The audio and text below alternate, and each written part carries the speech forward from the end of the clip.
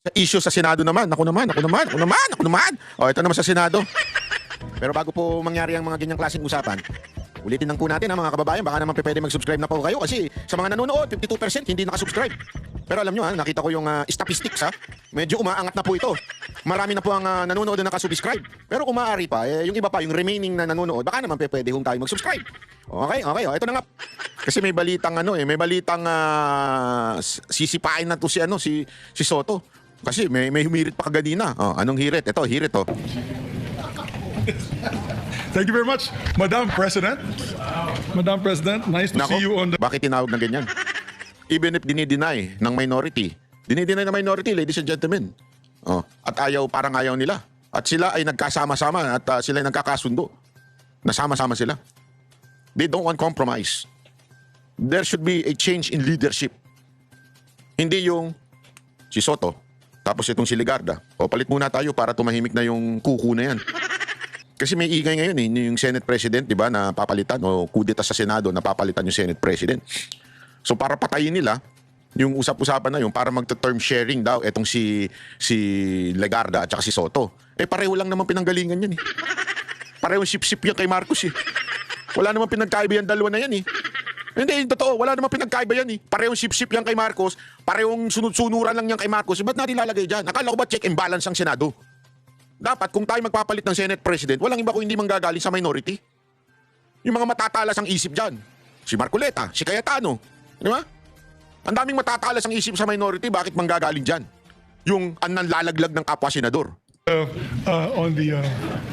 Yes, session resumed already, right, Madam President? Yes, session is resumed. Thank you, Madam President. Madam President, I move that we adjourn session until 3 o'clock in the afternoon, Monday, February 9, 2026. I so move, Mr. President. Madam President. Any objections? I don't see the minority here, only the majority. This is also in cooperation with the minority. With the minority. They know that yes. we're going to adjourn early. No objections heard. Session is adjourned until Monday, 3 o'clock. February 9, 2026. Yun. Thank you very much, Madam President. Ano ba kasi nangyari? Banat Bay? Ano ba nangyari? Ito. Okay lang, hold on. Siya. Sir, was there really a draft committee report? Rust is... There is, and it was being routed yesterday, kaya lang yung iba, nasabi nila gusto muna nilang mabasa at maintindihan. And in accordance with our rules of procedure governing inquiries in aid of legislation, alam mo, customarily, nagra-route lang kami, pero kung susundan natin yung rules, talagang kailan merong meeting yung committee to discuss the contents of the draft committee report. So, it will remain as a draft unless signed by at least 11 in this case, kasi ang membership ng Blue Ribbon 17 Opo. plus regular plus 3 ex officio, so that makes 20. So majority to have been required signatories at least to make it an official committee report that can be reported out for deliberation. Isa kasi ito sa mga nagpa-trigger daw di umano kasi gumawa ng draft at pinapakasuhan yung pinakita ko nga, di ba, kahapon, pinapakasuhan yung ilang senador. At siyempre, ang kinagagalit ng iba dito, di umano, ay hindi dahil sa kinasuhan yun o pinapakasuhan o nire-recommend kasuhan yung tatlong senador. But the mere fact na wala sa listahan ni si Romualdez. Nakitang-kita naman sa mga pagdidig sa Blue Ribbon na si Romualdez ay talagang merong link. Again, it doesn't mean pinakasuhan ay guilty na. Ang sinasabi lang dito ay imbestigahan. Pero bakit hindi ho ginawa nito ni Lacson at ni Soto? Remember, they are the one na nag-uusap. So, ibig sabihin po nun, marami ho sa kanila ang hindi gusto yung desisyon. At meron nga tatlo na nag-sign na wini-withdraw yung kanilang support doon sa resolution na ginawa o yung draft resolution nito ni Lacson. Di ba? Yun yung pinakapunot, isa sa mga trigger daw. I do not know, pero tingnan natin. So yesterday, I was able to gather 6 signatures. Opo. Kulang. And 3 eventually withdrew. Kasi na-realize nila, I cannot blame them because of the complexity, and the sensitivity of issues involved, including personalities, Kasi yung iba nabasa din nila. So they really want to go into the motion of reading and understanding before they affect their signature. And ako naman, chairman ako, and the chairman is not the committee. one signature labot. Ayun. Sir, there was a document leaked, may mga... Yun nga eh, para nanggaling ko sa office ni Senator Lapid. So mamaya tatanungin ko bakit kasi ang binigyan lang namin kopya yung mga nangyigi. And I'm sure na hindi manggagaling yung leak sa amin kasi Diyos. They were very careful in the handling of the document kasi alam namin ano official yun. May recommendation po, sir, na pakasuhan yung ilang mga senador. Is that something na kailangan pag-usapan ng maigi? Kasi align John sa practical realities. Sa ground kasi ano nangyayari, those that are being recommended for the filing of criminal and administrative charges, all of them are already undergoing preliminary investigation. Iba kami warrant na eh. So as long as our committee report and the recommendations there are aligned with the practical realities, ibig sabihin nandiyan na, walang problema. But kung sa mga amendments na papasok sa aming discussion mamaya, merong po kontra doon sa realities on the ground, medyo may problema kami. Because the committee report itself will not be aligned with what is actually happening sa ground. So maninindigan kayo dun sa pagpapakaso sa ilan sa inyong mga kasamahan kasi that's the reality. Already there. It's already there. Papanindigan ko yun.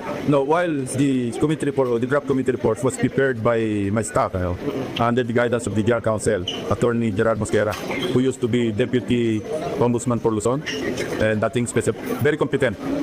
And while sila yung nagawa, kasi lawyers yung mga gagawa niya, I will take full responsibility sa contents. Last night, while I was meeting, because diniscuss mo with the staff, binisita kami ni Senate President Soto and he also included his inputs, which we accepted. Because ang concern nga, yung mga personalities na may mention, yun ang naging problem. Now, I respect the opinion or opinions of my colleagues in this regard. So, if I'm not able to gather or secure 11 signatures, then there will be no committee report. Will it cause distress yung mga contentious na names ng kapwa senador? Distress to the Senate? It will not cause No, distress? not at all. Because yan ang rules namin eh. Kailangan merong at least majority or majority of the members ang pipirma sa draft committee report to make it unofficial committee report. Sir, So in the absence of 11 signatories, there is a committee report. Pero paninindigan nyo kunwari, sir, di ba? Paninindigan nyo yung mga papakasuhan. Will it cause... Line ako eh. Merong baseline na kung sino-sunod. Below that baseline, hindi ako papayag kasi it doesn't make sense na hindi ko re-recommend yung nangyayari na after all, most of the documents used by the DOJ and the Ombudsman, even the ICI, came from the Blue Ribbon hearings. Tapos nadagdagan pa nga. So to go against what is happening already, yung mismong cases na hinahandle na. Ang labo naman nun. Parang kaya daw ipinarekomenda yun dahil yun naman na ang inano ng ombudsman. Kaya nga kayo independent eh. Susunod-sunuran lang kayo sa ombudsman. Para bagang sinasabi nito, hindi, kaya isinigundaan na lang namin. Anong klase yan? Pambihira ka naman, Lacson, no? They're going to run this case. Even yung mga freezing ng AMLAC, andyan na eh. So we're just recommending what's already happening. Ang Will labo it cause nun. distress to the leadership? Ang labo nun, ha? Ang inang dahilan yan, pambata. Hindi, kasi ganun na eh. So, sigundaan na lang natin. Kasi wala na eh. Ano na talaga eh. Labo mo. Yung pagpapakaso sa mga kasamahan nyo, sir? I don't know, kaya magkokopos kami ngayon. Pag-uusapan namin ng maayos. Sabi niyo Ako, I'm not taking it against my colleagues that they refuse to sign or even withdrew their signatures. Wala sa akin yun because it is in the rules eh. Ang masama pang wala sa rules and some of them are violating, then I'll take it against them. But they're following the rules. I'm also a stickler for rules. Kaya I go along with them na sinusunod namin yung votes. Sabi niyo magkakaproblema pag medyo may ibang hindi sumang-ayon mamaya. What do you mean by that? I'm not willing to sponsor something na hindi ako naniniwala at saka yung hindi align to sa realities. If i-sponsor later, partial report ka rin po yan. Hindi sponsor later. Kailangan makamuha rin sino to. Partial, pero substantive. But ito na yung mismong committee report. Partial because hindi pa nagsasara yung Naglolokohan na lang, ano? Hindi, totoo, naglolokohan na lang tayo dito. Tapos biglang, para masabing sumayan ang taong bayan, etong si Ligarda ang gagawin yung president para hindi anong katarantaduhan yan? Pare-parehong, sorry pero ito si Ligarda, wala din, tuta rin niya ni Marcos. things ng or inquiry ng Blue Ribbon. Nasaan ba kayang goal? Bakit parang nangyari nilik yung... Tanungin si Turante. Sir, but we can say, sir, that the route, yung kahapon ni Leak, sir, was really the draft report that came from you. Yeah, draft talaga yun. Okay. And sir, pinaparecommend Final yun. That's not yet the committee report. It is subject to discussion. And yung draft, sir, you confirm na pinapa-recommend yung Pages versus Senators Villanueva, Estrada. Isa sabi kong reality sa ground thing is we're recommending them to undergo preliminary investigation and they're already undergoing preliminary investigation. So why would we go against what's already happening? Ang labo. Just to reiterate, hindi masama loob yung no, definitely not. Hindi masama loob. I welcome na i-discuss namin mamaya. I welcome all contrary opinions, dissenting opinions. They don't want to sign, so be it.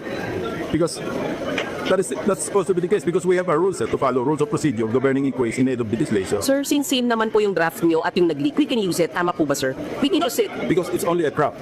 Hindi final. What if the final committee report hindi tama doon sa draft? That group isa yung nire-report. I would encourage, I would appeal to media na hindi na lang yung final, will furnish you a copy para doon leg-base yung inyong reporting. Otherwise, ito-display namin yun, di ba? Sabihin namin, hindi yun ang report namin because that's not yet final. But you confirm na pinapakasuhan yung tatlong senador. At least that you confirm. Yeah, 6 people ang nandun. Okay, sir. Ex-Congressman Saldico, of course, Senator Bongo Villa. Tapos Senator Cheese. Lahat ng nag-PTI ngayon, nag-claim, yun ang kasama doon. Senator Joel, Senator Jinggoy, you confirm that. And ex-Congresswoman Mitch. But no Romualdez, sir. ibang category. Meron din recommendation kay former Speaker Romualdez. Pero hindi siya pasama doon because kinagot ko rin based on corroborative evidence. Kasi all others, yung nasa first category, not only the legislators, pati DPWH officials, marami yun, may COA, lahat.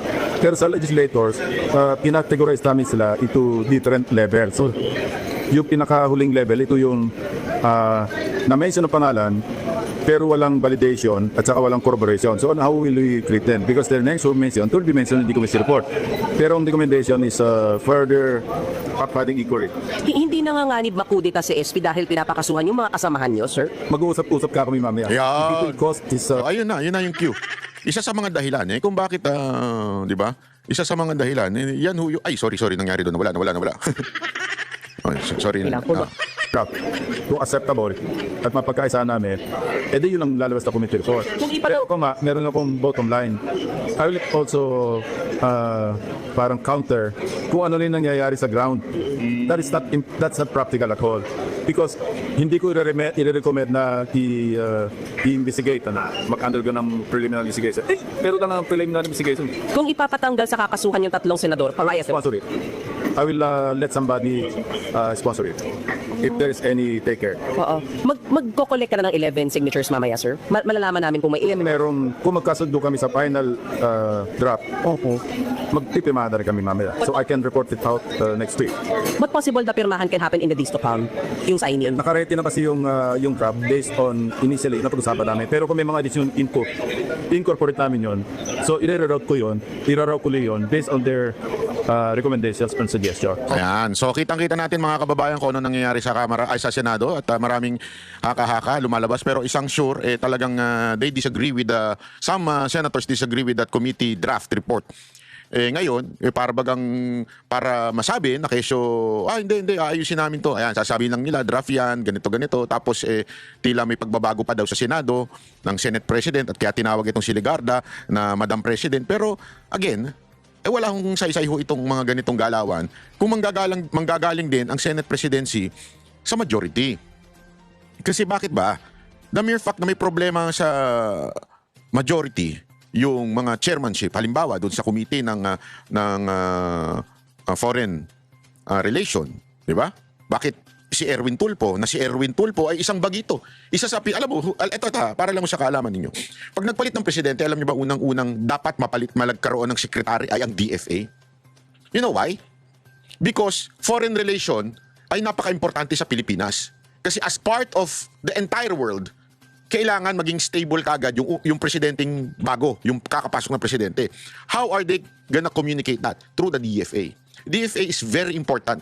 Ang taas ng standard para ikaw maging DFA secretary. Bakit ibinigay sa isang bagito at questionable? May question. Merong pang kinakaharap na reklamo tungkol sa kanyang nationality. How come siya ang committee chairman dyan sa foreign relations? Diba? So ibig sabihin, sablay talaga ang mga desisyon ni Soto. Kasi ngayon si Erwin na dun eh. Di ba? Sablay. Sa Blue Ribbon. Kita natin ilang beses binanggit ang pangalan ni Romualdez. Kahit siya, nagpresenta pa nga siya kuno. Nagpresenta pa siya ng witness. Tapos gayon, sasabihin, tinan mo yung sinabi ko sa inyo noon, that witness is a fake. Sa tingin ko fake yun. Para ilihis yung issue. Kasi ano nangyari? Dininay lang ni Diskaya. Kasi, para bagang, sandali, hindi namin kilala yan. Yun ang totoo, kung hindi talaga nila kilala yun eh. So ano ibig sabihin? O para bagang ipindisinta doon to have a fake people na nakakover, na hindi mo makikita kung tama ba yung kanilang sinumpaang salaysay. Basta nakakover sila. At parang ang dating sa ending ay hindi pala totoong nakalink si Diskaya at kay Romualdez. So, this is very obvious na pagliligtas kay Romualdez ang ginawa ni Lacson. At because of that, dapat talagang mapalitan ang chairmanship ng bawat committee. How it will happen if the majority is genuinely removed o mapalitan. Hindi pa pwedeng yung leader manggagaling o yung Senate President manggagaling mismo sa kanila din. Wala magbabago sa chairmanship. Moro-moro lang yung usapan ng pagpapalit ng Senate President. Isang malaking katarantaduhan. Gago! So sa akin, the Senate President should come from the minority if we really want change. Kailangan na manggaling sa minority to. Mula po, maybe Cayetano, maybe Marcoleta. Ang ganda na ng tandem nun, di ba? Cayetano and Marcoleta o kaya Chis Escudero, Marcoleta and Marcoleta. Ang ganda na ng tandem nun eh. Pinababayaan na lumabas yung mga tunay na salarin nitong skandal sa flood control. Doon pa lang kita mo na niligtas eh. Naalala ninyo, tinuturo ni Chis Escudero itong si Romualdez, the name that you cannot mention, and yet, hindi pinakasuhan. Mantakin mo si Zaldico pinakasuhan. I agree with that. 100%, mga 300%, mga 1,000%. Pero kasama doon yung partner niya na si Romualdez, pero hindi pinakasuhan. Anong klase yan? Tatarantaduhan yan. So alam mo yon, sana lang, magkaroon talaga ng tunay na pagbabago dito sa Senado or else, dadaus-dos kayo. Yung ratings ninyo, dadaus-dos yan tuloy-tuloy. Huwag tayo maglokohan, dadaus-dos kayo ng tuloy-tuloy. Alam mo ito, panoorin nyo ito Nakiusap ang Department of Foreign Affairs kay Committee on Foreign Relations Chairman Erwin Tulfo na bawasan ang mga banat ng mga senador laban sa China. Para sa Detalye Live, mula sa Maynila may Express Report si Camille Samonte. Camille, bakit may ganyang pakiusap ang DFA at may tugon na ba si Senator Tulfo?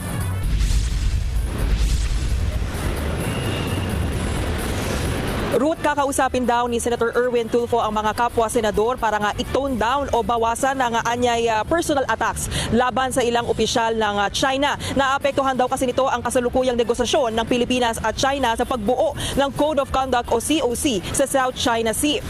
Yan ang isa sa mga napag-usapan ni Senator Tulfo at Foreign Affairs Secretary Teresa Lazaro sa kanilang pulong ngayong araw. Si Tulfo ang bagong chairman ng Senate Committee on Foreign Relations. Ayon kay Tulfo, nakiusap ang DFA na bawasan ang banatan at sagutan ng mga senador laban sa China dahil nauuwi na raw ito sa personal na pag-atake. Kakausapin daw ni Tulfo sina Senator Risa Hontiveros at Senator Kiko Pangilinan maging ang National Security Council para maipaliwanag ang epekto nito sa negosasyon ng COC. Naiintindahan daw ni Tulfo ang posisyon ng DFA dahil maaaring maantala pa ang COC na makakatulong sana para maibsan ang tensyon sa South China Sea. Narito ang pahayag ni Senator Erwin Tulfo. Hindi naman natin pwedeng itikom mabibig natin, sabihin natin na tama na, di ba, pag sinabi sa atin. Di hayaan din ho natin sila sabihin, hindi, sa amin yan. Mga personal na lang siguro. Pero still, we are going to review that. Minsan personal na. Hindi na talaga yung issue-based yung mga statements.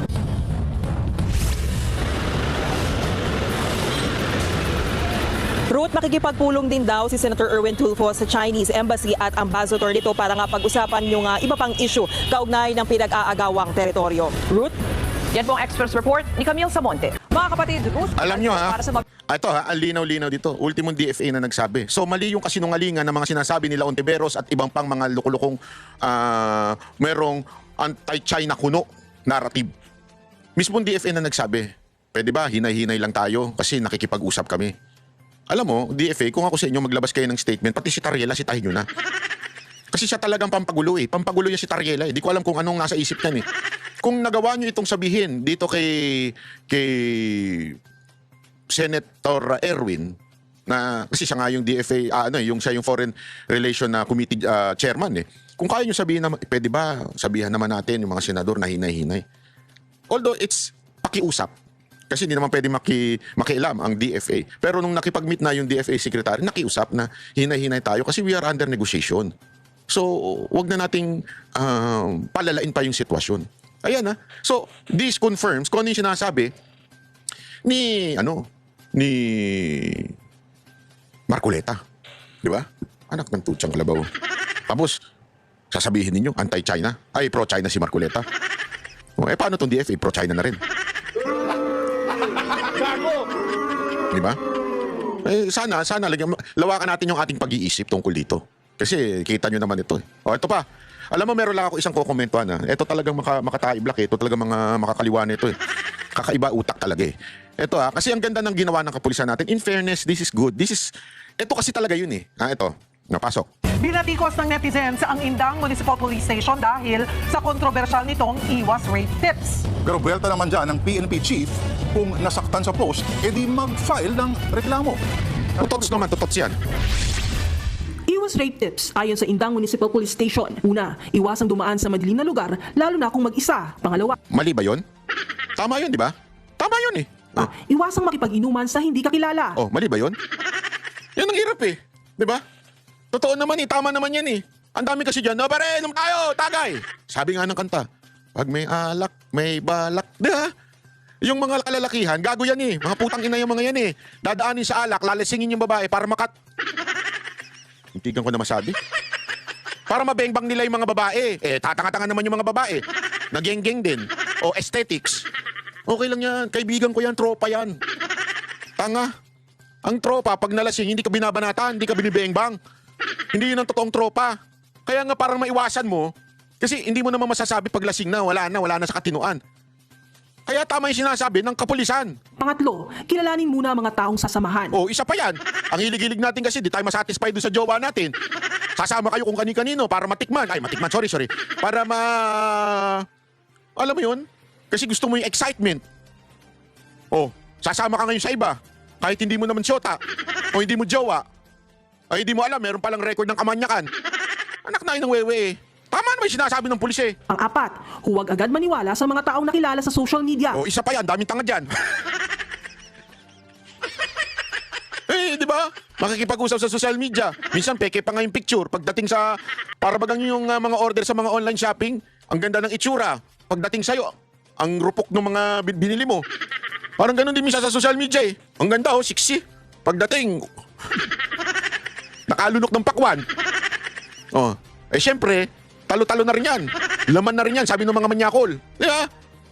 Hindi nyo naman kilala. Tapos sasabihin, hindi kasi mabait siya. Meron ba naman manluloko na hindi mabait? Alam naman gago siya. Lulukoyin ka nga meron ng plano sa'yo. Syempre, bait-baitan yan.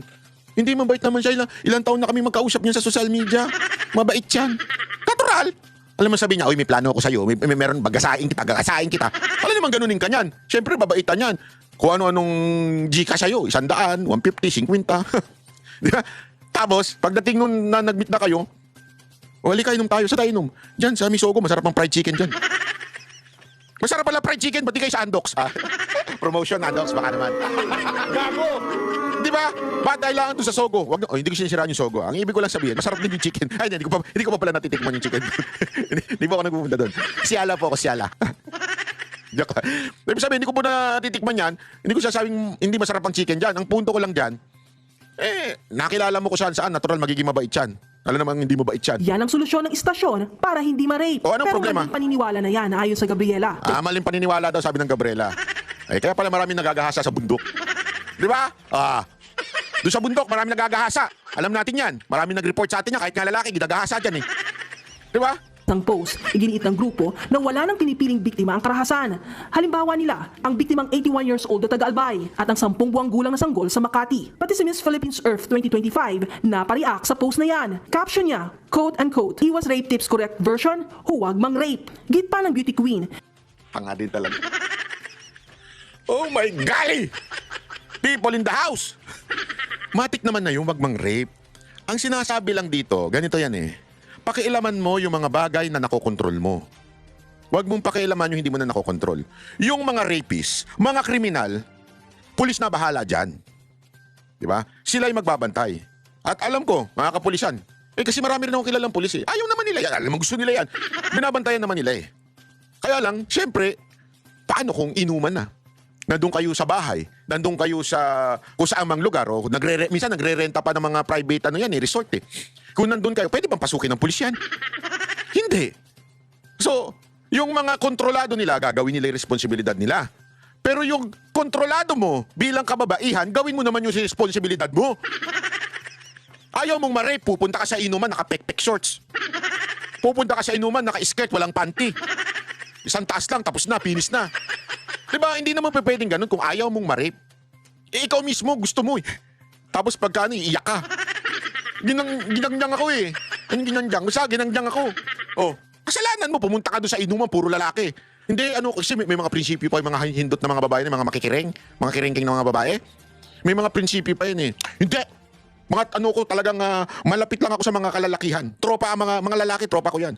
Talagang close lang ako sa mga lalaki. Hindi close mo mga lalaki. Ano ka lang talaga, maharot ka lang. Huwag mo sabihin na, hindi, mas close ako sa mga lalaki. Hindi, maharot ka lang. Yung pepe mo, makati lang talaga. Huwag mo sabihin close ka sa mga lalaki. Yan yung sinasabi ng kapulisan. Yung kontrolado mo, kontrolin mo. Mag-ayos ka rin. Pinaparating ng post na tila mali pa ang magiging biktima dahil hindi nasunod ang iwas rape. Hindi sa mali, anak ng tutsang kalabaw. Ang inang mga anilasasyon nyo. Hindi sa mali. So ganito, kung sabihin sa'yo ng nanay mo, halimbawa lang sabihin sa'yo ng nanay mo, anak, yung wallet mo, tago mo ha. Lagay mo sa kailalim-lalim mo, kung pwede, ilagay mo sa brief mo. Yung wallet mo kasi maraming snatcher ngayon. Sasabihin ng anak. So ako pa may kasalanan kung ma-snatch ako? Ako pa? Ganon? Hindi. Pampapaalala lang yun. Mag-ingat. Ayusin mo, siguraduhin mo na yung wallet mo, it's either nakakadena, di ba? May mga ganon. Para yun ay pampapaalala lang. Sasabihin nyo parang kasalanan pa. Wala naman sinasabing ganon ng kapulisan. Utang inang ta mga to. Dapat daw, accountable ang rapist.